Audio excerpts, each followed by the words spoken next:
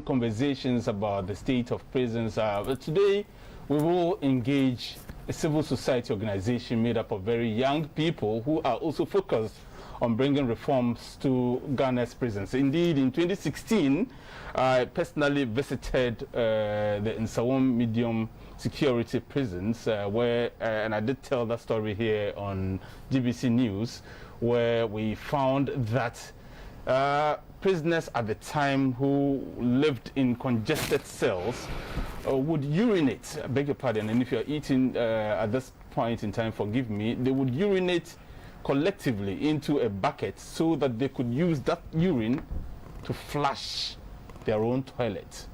That summarizes life in prison. And then again, upon that visit, I did see some past politicians, persons who held very high and respectable positions in our society in prison. I met people who told me in prison that they truly did not commit the crimes for which they have been sentenced. There were others who were in prison only because their cases have not yet been heard and they were on remand and so on. This group, NACEM, it's here with me, and we'll be looking at some of these matters and more. I'll introduce them from my immediate left. Rita Osei. Rita is the Assistant Project Officer at NACEM. Rita, thank you very much. We are grateful that you joined us this evening. Stephen Nana Afful is the CEO of NACEM. Stephen, also thanks for joining us. Let me, before we even get to talk about life in prison and why prison life matters and so on, NACEM, what is that? Mumin, thank you. And before I start, let me use this privilege to thank these big people who have supported us right from the beginning. First to my mommy, Auntie Betty, and Mr. Jonathan Osei-Owusu, Ghana Prison Service. I mean, I thank them very much for this great support all this while. Mumin, when we say NACEM, it's actually a tree word. It came from NACEM, his story. 4 or 5 years ago, a woman visited my grandma. And then, you know, I'm this kind of person who, I mean, I can just do something with the twinkling of an eye. So this woman came to her house and was like, it's a true word, Auntie Ama, obey the idea. So my grandma was like, Nana Afful, NACEM. So that was how come the NACEM came to exist. So what do you do as an organization? NACEM, over the past 5 years, we have had a lot. I mean, it's an organization. We actually deal in streetism project, drug abuse project, and our current, or what we are embarking on, is a prison project. So in a whole, we look at trying to help human-centered projects. So basically, that's what we do. Rita, you are the Assistant Project Officer. Yes, and so when it comes to prisons, first, let me find out, do you have a personal experience? Not that you've been jailed, but have you visited the Ghana's prisons? And if you have, what were some of the thoughts you took away with you? Yes, we've been through various prisons, and we realized that the experience there was uncalled for. Because when you get there, you see our young women and the men being there and being treated so badly. So through our visits, we realized that most of the people are really going through a lot. What they eat and where they sleep was something uncalled for. So we took upon ourselves that we are going to stand on our toes and help such people. So we've been there, we've been through these various prisons, and realized that the place is not really a place to be. I'd like you to give me more details when you talk about bad treatment, bad food, places they sleep. What are the details you can provide, especially in respect of what you call bad treatment? Okay, so what I could say is that when it comes to the bad treatment, many people, like, they engage themselves in fights. They fight a lot in prison, and others too, like, from their various prisoners, they attack them. Some are defenseless, so they go through a lot. Like, some are being cheated, some are being treated like, as I said, badly. I'm trying to say that they are not being treated as the way they are supposed to. Some are being attacked, and some are being bullied in prison.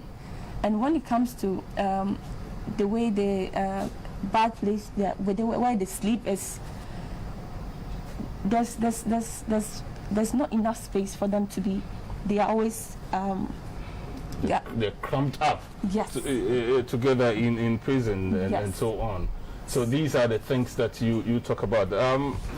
Stephen, you told me about your own personal experience as well. You've also visited the prisons? Yes, I have. I have. You know, prison, there's one particular thing I always say. Majority of the inmates there are not supposed to be there. I would say, if I'm to give my own statistics, I would say about 28% are not supposed to be there.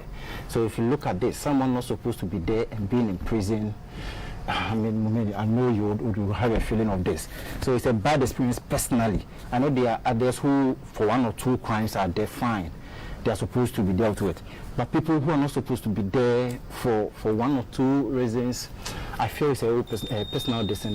Very, very bad. You may want to operationalize when you talk about people who are not supposed to be there. What exactly do you mean?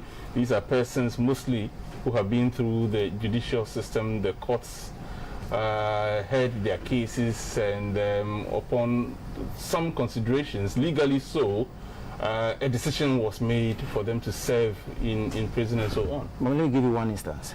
I think last 2 months? Let me say last 3 months. A woman, 68 years. I mean, for this woman, if I personally say somebody's supposed to be enjoying her menopause or this kind of thing, is in prison because her son went to commit an offense, and they went there, and the son was not there and had to be arrested. If you look at this person, this person is not supposed to be in prison. So this is whose story? Because in court, one story does not hold. Stories are heard from different angles, from different witnesses. A lot of thought-provoking processes are gone through before a decision is arrived at. So when you tell us about this particular case, on what basis do you draw the conclusion that the story you heard represents what is true? Well, actually, this person is even on remand, who hasn't faced trials. This person I'm talking about is on remand, and we have a lot of people like that on remand, and they have not faced trials. So if I'm to talk of people who have been convicted, fine. Like I'm talking about people on remand who haven't faced trials for 1 or 2 reasons, and the woman is one, and it's so. I mean, it's touching, very, very touching. Who hasn't committed any sin, and for 1 or 2 reasons has been arrested. So, mommy, is very, very touching, very, very, very, very touching. There's supposed to be a program, Justice for All, program that would ensure, it aims at ensuring that persons whose cases have not been heard and yet who have served some time in prison, that these cases are fast-tracked and their justice is delivered within record time. During your visits to these prisons across the country, what has been the experience in respect of just the Justice for All program and the extent to which it has been able to, intervene on behalf of some people like the one you just referred to? I'll first give credit to the facilitators, that is Paul's Foundation. They are really doing well when it comes to the Justice for All program. A state-led program. And if they are doing their part, but I feel government should do more, because as an individual, I personally feel like a woman, like I said, needs a lawyer to intervene for her, and she hasn't had such a this thing.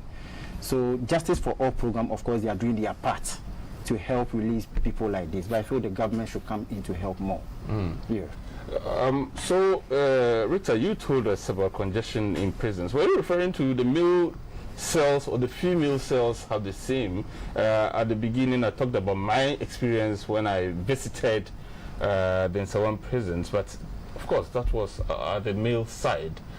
Is it same where you find female prisoners? Okay, so there is a little difference between the male and then the female. When it comes to the female, with the female, the way the male are being treated is, I can't compare that to the female, even though their states of life in there is not supposed to be so, but the male side is what we are hammering on, because their way of treatment is different. Even though what they eat and where they sleep is not good, but I would say the female side is quite a little bit easier than the male, because the food, where they sleep, they are not like packed together as they've done to the male. Yes. So. Right, Stephen. Now let's look at what are some of the major crimes that account for the numbers that we have in Ghana's prisons, because I know you have been following up on some of these things. What are some of the findings that you have come across? Before I even answer this, let me come to this. You know, because we have dealt much into streetism. I would say and still say that the majority, major crime, I would say stealing, drugs. I'll put it these two categories: stealing and drugs, as in fighting. Yes, and drug in particular. Stealing. Yes. And drugs. Yes. What kind of drugs? How? Being, abusing, and possession. These are the major two things that are, let me say, 40%. Yes, I'm being right. I want to say that because I know I have a lot of people watching. 40% have been charged because of drug abuse, as a possession and then abusing. What kind of drugs? Really recently, and I don't know, what kind of drugs are we talking about? Is it marijuana? Is it cocaine? Is it, what drugs are we talking about? And the cocaine. And so, and tramadol along the line also came into the line, like somewhere 2017, 2018 year. And so somebody is found to be smoking marijuana, weed, and the person is arrested and sent to jail. Is that what it is? Yes, please. They're taken to court, and all these are mostly persons who are on remand. Yes. What? Tell me about it. Are they persons who are mostly on remand, or they are persons who have been through court and so on, and then they have been found guilty for possessing drugs? The law says possession, abusing is against the law. So when you are being found holding, abusing, you face the law, and whatever the law has for you, you just enter. A majority of these people are there because of these two categories. Okay, so Rita, let me come back to you. So we've just heard about drugs. Is the same for females who are currently in prison? Okay. I would say with the female side, we are talking about the abusive of drugs, and when it comes to the female side, they are also referred to as people who also abuse the drug negatively, like those that they are into tramadol and cocaine and then the weed. Yeah, I could say the females some, but majority of them are the males. But the females also, we have other drug dealers and then drug abusers in prison. Those who are also abusing the drug. Well, I see that NACEM, one of your focal points is what we're discussing tonight, prison life matters. What is that? Okay. We started, like I said, with the streetism and the drug abuse project, and our main focus are students. Students with the sense that majority of the youth are being derived from the schools. So we looked at them, and then we noticed that if you look at streetism and drug abuse being the youth, then majority of these people being sent there are the people we can get to get informations to the schools, because we have visited the schools, and all these things that we say to them, we get them. Yes, we talk to them, they listen, but we notice that we have to get documented videos from these prison people, ex-convicts and all that, to educate these people in the schools. So we tagged it Prison Life Matters, where we go to school.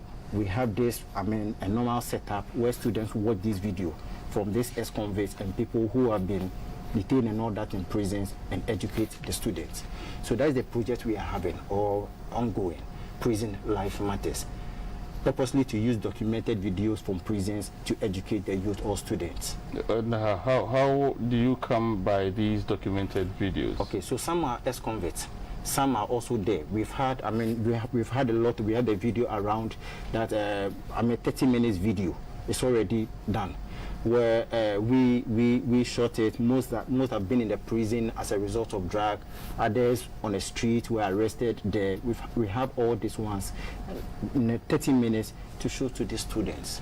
So how did your group, Rita, how did your group get access to the prisons? How many prisons have you been to shoot these videos that you're using as case studies for these other students that you want to reach out to and so on? Okay, so we've been to NACEM prison. This was done, I think, last 2 months. So we went to shoot video from there, and then I think from there we went to the Somali prison, I think. Yes. We went to other prison. I just, the name has escaped me, but we've been to 2 prisons where we shot the video. And with the NACEM prison, we were dealing with drug abuse, and then the streetism aspect. Yes. And then the other prison that we also visited, some were also as a result of stealing, and so we were putting the 2 together to one. So that the major topic that we were hammering on was the streetism and then the drug abuse. So we covered the two prison on these 2 topics we were dealing with. Yes, so that was what we did in these prisons. And how did you get access to the prisons? Take us through the process. Where did you start from, and what are some of the processes you had to go through in order to be able to get access to the prisons? Okay, so we needed to see the Ghana Prison Service, and for them to approve for us to take videos. And we were able to communicate with some of the prisoners, so just to calm them down before, because many of them were not ready for stuff like that because of the stress they were going through. So we needed to take time to convince them to give us what is really needed, just to help them and also help the youth out there. Because as we said earlier, some of them are not supposed to be there. We are supposed to help them out. So whilst we are helping you out, we are also trying to communicate to the youth for them not to be there. So we are using your story to educate them. So we needed to convince them to come at peace before we communicate to them. Let's take the video. Share with us, Stephen, some of the stories that these inmates have been sharing with you also. With the side of the people on drugs or who have been convicted as a result of drugs, and some majority, I would say, have regretted engaging into drugs. And they said, a lot really advise the youth, to the general public, I'm saying, not to engage into drugs. And for those who have not been there, and as a result of maybe joining gangs or groups, they also, as it were, tried to say something to the general public. But would you be able to share these specific stories with us? So what did they do? How did they get arrested? How did they end up in prison and so on? Okay, so with one, this young guy who I think for 2 years from his story was like always being sent by his uncle to get drugs. So he did that over the time, and at a point when he was sent along the line, he got in the midst of people who were taking in this weed. So this normal police something, scatty something, had to just bump in and then just get hold on this very boy. Until now, he served about 5 years already. But was he really in possession of? Yeah, possession. He was? Yes, possession. And he was arrested there, faced the law something, and still serving. Some time ago, right here on this platform, one Francis Ejari, who had been in jail for close to 20 years, he got into jail because there was a soup.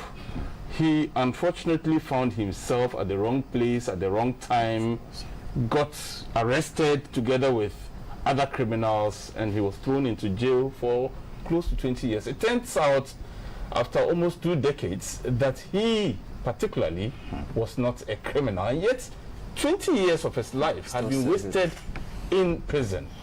Right here on this platform, we had that discussion, very harrowing stories, even when he was in jail, and the kinds of experiences he had to go through and so on. This is what I'm asking you.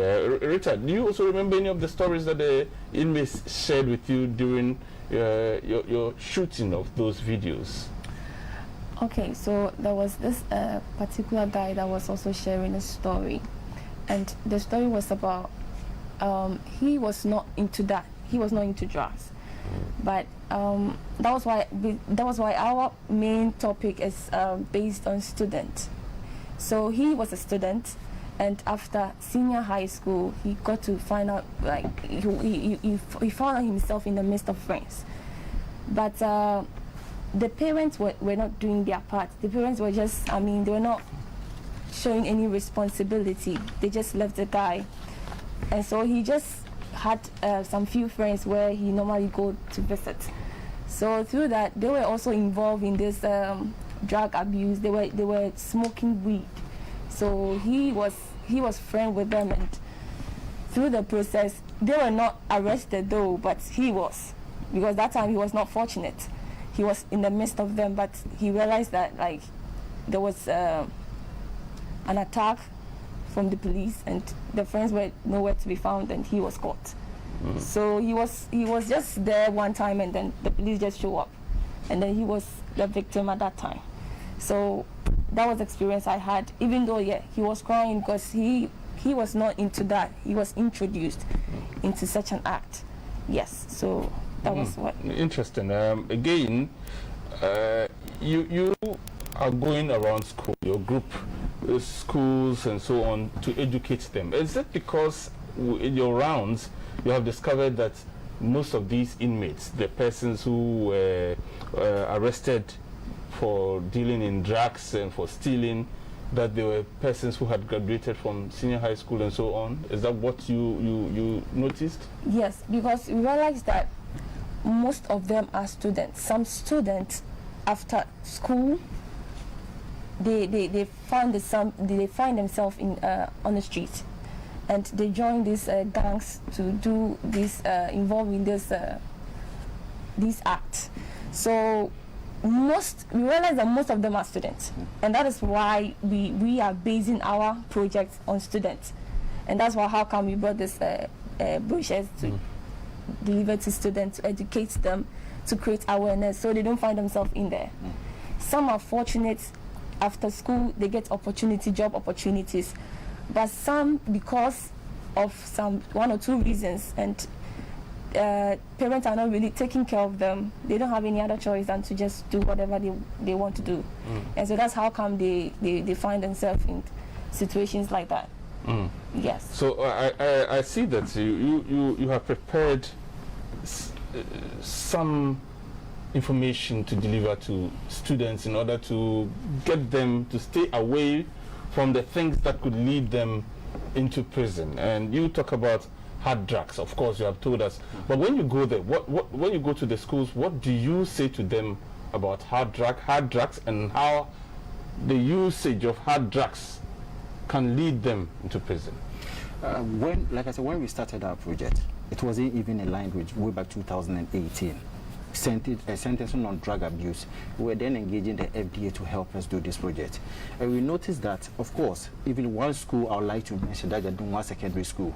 The headmistress was like, no, her students are too, engaging into drugs. And for that matter, I would like us to educate the students more. So we noticed that of all these things, most of these ones lead them there. Most of these drug abuse and all that lead them there. Okay, and again, you talk about bad friends or company. Company, yes, and that is another thing you just mentioned there, like Rita said. So this guy we're talking about was there and wasn't even part of this whole thing, but was caught and now serving in prison now. which is very, very bad. So we advise the youth, like what we said, it's a whole brochure. We have a lot to students. So we are advising them that, listen, these are some of the things that lead youth in particular to prisons. So for that matter, it's a whole project on its own, which we have started and still doing. So we have a lot: bad company, drug abuse, even lying can even take you to prison. Lying, and even this cyber crime, which is very, very important, is even leading them into prison. So we have a whole lot listed in this brochure that will guide the youth in general. Let me say the students. So I'd like us to take them one by one, okay, and go into the details. Okay. So how does being in bad company or having friends that you call bad friends, and how do you even define who a bad friend is to a student in senior high school? Who is a bad student? I mean, who is a bad friend, and so on?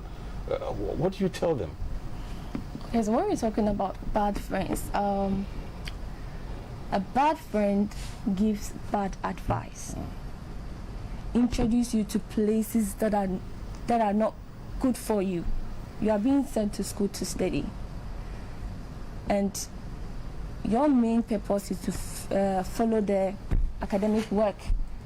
And you being the leader of tomorrow, there are lots expecting from you.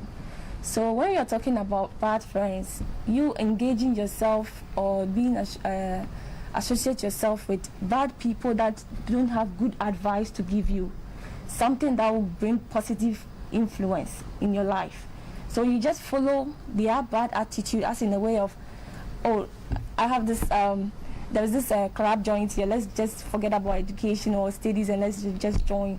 Oh, I have a friend here who is going for a birthday party. Why don't we just forget about this studying and stuff and just, these are bad people. Because... No, but if I wasn't inclined to go in for birthday parties or to stop studying and do all the things that you have described as bad, nobody could lead me there. So it means that the one doing it or the one agreeing and accepting to do it is by himself or herself a bad friend, and so on. But you are being influenced from these bad people. Like, what I'm trying to say is that we have bad people. Like, you are being sent to school to study. So if when I say bad, like people giving you the bad advices, like let's go this side, let's go there, you have the right to say no. Of course you do. But you when you listen to when you listen to what they will tell you, or when you listen to the bad information they will give you and you follow, that is when you find yourself in this bad friends. Yes. And I realize, Stephen, that you also talk about alcoholism, which is very key. I mean, alcohol can lead you into so many things. Being intoxicated can really drive you into so many things. You may want to lift your voice a little. So I mean, alcohol, like I said, is very, very, very bad. I mean, being intoxicated can really drive you into so many things you regret. I mean, it controls the mind. And we know what alcohol has done to so many people. And of course has led many people into prisons because it can engage you into fighting and so many things. So we stated that in. But let me check that of the bad friend. Let me say something little on that. Somewhere last 2 months, a boy was supposed to send to school, and what happened was, I think he told the mom that he wanted to go and see someone. This boy is very good. I mean, of the family, he's been noted as a good person, and went to see one of his friends. And this boy, I mean, his friend I'm talking about, is also known by the mother, but I didn't know he's a bad person. Along the line, this boy took this young boy we're talking about to a man for something. From research we have done, noted the man was even a gay, excuse me to use this language. And this boy, as we speak now, has been introduced into this state, and for now he's in prison. The young boy is in prison. For what crime? For, I mean, learning this whole thing, this getting something, and tried it on another person, and the mother had to report to this police something, and then was being taken there. Was being taken there. So we have followed all these things because he went to learn it from somebody. A boy we know was good. Went to see somebody, being a friend, was introduced into this art. Now got himself, I mean, well with this thing, and decided to practice to another person, and now got himself in prison. because it's something the other person he tried it on didn't like. So the mother had to report to the police, and then it had to lead, because the act, I'm told, was so severe. And so you also were talking about alcoholism, and you talked with these students about the fact that alcoholism can also lead them to act in ways that can end up in prison. Now alcohol has become the norm of the day when we come to the youth, because they feel, I mean, when we gather, that is what we have to do. Do this. And it engages them into so many things. Fighting, trying to show off that, yes, we are there. And for them to be enhanced, it's alcohol they take in the more. And it has led a lot of people, young ones especially, into prison, because once they take it, they are being directed by this alcohol. And automatically, if not fighting or killing somebody, which is against the law, certainly you'll be taken to prison, following the whole law or something. Right, I find that one of the issues you discuss with the students is the fact that lies can lead one into prison, and I find that quite interesting, because I mean, we tell lies almost on a daily basis. So what kind of lies are you referring to? Okay, so when it comes to the lie aspect, you see, a case has been brought and you've been accused of something. So if the thing is true, let's say somebody who is being taken to court, you're accused of something, you know that's what you've done, you've done it. So they've given you the opportunity to tell the truth, to express your view on what they've been accused you of, and you try to lie. So when the law tried to find its way, and they got to know that what you were saying was not that, I mean, straight up, you'll be there, because they have given you the opportunity to tell the truth. What it is the truth, and you don't do that, but you try to play smart. I mean, when the law takes its course, you will be found guilty. Yeah. So that's cyber crime. You know, it's become like fashion. It's become like hard work does not pay any longer. It is when you are able to dupe people using the internet, when you are able to create fake social media accounts and do all sort of things on social media, including attacking and insulting personalities who ordinarily you couldn't even meet one-on-one to speak to them. These are all things that the youth idolize these days. But you approach this issue and you talk to these same youth about these things and the negative effects. How do you go about it? It's not easy. Sometimes you notice that you meet a group of people and you go like, oh, let me speak it in you. It's not easy, but once we are dedicated to do it, we find so many ways. We use strategic methods to do it. I mean, people who have been engaged in cybercrime and then, for that matter, have been arrested. We try to use these people to educate these people. If I could chip in a little. Yes. Okay, so at first we were using the verbal form of education. So we were just speaking to the youth just like that. Yes. But then we realized that our efforts were being in vain, because after speaking to them, immediately you leave, the information is gone. They just take it like that. After all, they just said that nothing proves that there are people in prison who are suffering, who have been engaged in stuff like that. So that was how come we brought the brochures, and we also created some documented videos just to prove that we have a victim in such places who are really going through a lot as a result of that thing. So we are trying to educate them through that, and then we got to realize that the approach that we brought is really helping. So after watching the documented video, you go through the brochures, you could have a lot of information that will educate you. I remember my days in school. It was fun that after your teachers or a headmaster speaks to you, gives you all the advice, then the boy at the back shouts, We hear and we disobey. I mean, so that summarizes it. But you've also been talking to them about how to stay away from prison, and you've actually enumerated in some of your past rounds, and including what you have in the brochure, some things that students can do to stay away, and one of them I find is that you should have a plan. You may want to enumerate on that. Of course, if you don't have a plan, anything you do, you'll be directed wrongly. Because, like I said, the alcohol or this young boy, I'm not sure if he had a plan. I'm not sure he would have been there. Certainly, one would say maybe the plan was to go there, but you should have a positive one. Because if you have the negative one, always will lead you into the negative way. Okay, if I can come in. We, as I said earlier, we are the leaders for tomorrow. So when each and every person, when you're being sent to school, somebody will say, I want to be a doctor, I want to be a lawyer. Your main purpose of being in school is to focus on your studies to achieve that dream. Of course. So you have the plan in mind that I'm going to study this, then at the end I'll get this, because that's what I really want. So you don't let the influence of a friend change your dreams. So you need to plan very well so that whatever that you are doing, it's on a track, so that you don't deviate from whatever you are doing. So you need to have a plan as a student that, okay, 4 years to come, I should be in this place. You need to follow the track. You need to follow the line. So you don't need to go contrary to whatever you've promised you want to do. And so that's it. You need to go have a good plan. You don't need to let anybody influence you of what you want to achieve.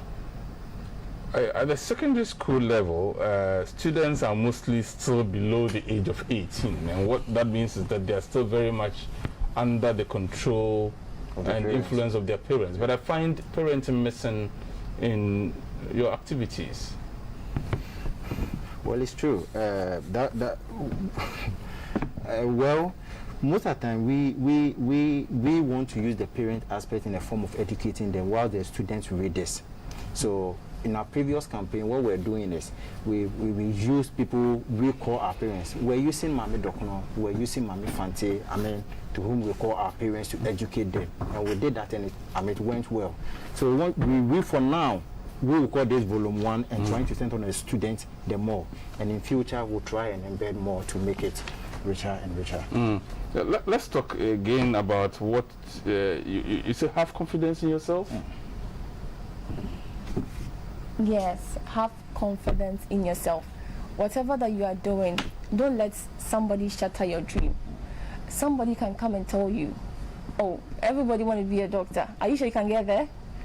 But if, so far as you have the zeal, and so far as you have the strength you want to achieve that, you need to have the faith, and you need to be ready and be positive with whatever you do. Be confident in whatever. Don't let anybody shatter your dream. Or why don't you just leave whatever you are doing and come and join us? Let's do this or let's do that. But because it's in your mind that this is what I want to achieve, you work towards it. You don't let anything, stand on your way. So that is the confident aspect of it. Let's begin to wind down now. So ultimately, what do you hope to achieve in all of this? But even before we get there, how many schools have you been to? Let me come in this. For now, we've been to 6 regions. Looking at 2018 back to 2019, we've been to 6 regions. And of the 6, what we do is we try to, let's say, like in Fantimam, where we launched the big one, we brought together about 6 schools. 6 schools to let's say when we get to Infantima, we bring about 5 or 6 schools together, have this program. We look for 50 or 60 students, put them together, and they will be the peer educators for this whole program. So we've been to many schools, with about 6 regions. You've been to 6 regions, yes. But it's always a cluster of schools, yes, coming together in every region. Yes. So, okay. All right. So I was asking, ultimately, what do you hope to achieve? Okay, so as we said earlier on, at first our form of communicating was very poor. So we're not really engaging the students enough. We're not seeing any improvement. But now that we've brought the brochures and then the documented video, we are hoping that even if we can't we can't put an end to this whole problem, at least we could do something to, limit the rate at which this whole thing is really getting to. So we are hoping that most of the students will learn from these experiences, will learn from these, from the documented video, will learn a lot, that you are being sent to school to study, but you're not supposed to, engage yourself in things like that. So we are hoping that we get majority of the students to, follow the project we are working on. Yeah. To add little to what she's saying, we have a lot of CSOs, NGOs trying to decongest the prison. They go there, they take a number of people out. But the major thing is people are being brought out. I really looked at those going in, and these are the people we are looking at. So for that matter, students, I would say the youth, majority are being gotten in schools. So if about, let's say 50% or 60%, we get them hear our story. Of course, we are trying to help decongest the prisons. Whilst people bring them out, we are also looking at the other side, trying to stop them from coming in the first place. So, wow, that's a good point. And have you made any impact? Would you say you have impacted so far? Yes. Tell me, what's the evidence? If you look at what we did over the years, that's in 2018, and Ghana Education Service had to even give us a whole letter endorsing and trying to applaud us for what we've done. And it's going, especially when it comes to the documentary aspect, because students understand it more when it's in the form of video. So once they watch, they are good to go. In Infantima, they are still even calling us to come there and have this documentary for them to watch. So I would say it's positive, very, very positive. All right. Is there anything else you want to add before we wrap up? Okay, so all I could say is that as the NGO working on this project, we are hoping that, I think because of the COVID-19, so we're being limited from various schools. But now since everything is, even though the COVID-19 is still there, but at least we are putting some measures in place just to continue to be meeting these students, to impact more of this whole thing to them. So we are planning on going to various schools, maybe probably next month or so. We'll try and then visit these schools, and we are hoping that we'll get majority of the students too. Okay. Also. So if some students were watching you right now for the first time, they had never heard about NACEM and the work that you have done so far, but they're watching you right now, what would you tell them? There's one thing I always tell, there's a page we have that is Best NACEM Foundation, and the new page that is Prison Life Matters. What we do, or what I would tell them is, one, prison is not a good place to be. And prison is a place, once you get there, coming out, you wouldn't even like to be in the society again. So I would advise them, especially those who have already had our brochure already, to take key note of what is in a brochure, and also try to stay away from activities that will lead them into prisons. Right. Thank you very much, ladies and gentlemen, for coming. Stephen Nana Afful is the CEO of NACEM. NACEM is an NGO that is seeking to stop a lot more people from committing the kinds of crimes that lead them into prison. Rita Ose is the Assistant Project Officer at NACEM, and we have been looking at prison life and why we should all try as much as possible to stay away from troubles that could lead us to end in prison. NACEM focuses on students at the senior high school level in particular. We're grateful that you came. We wish you all the best in your endeavor as you continue this very good work. Thank you very much.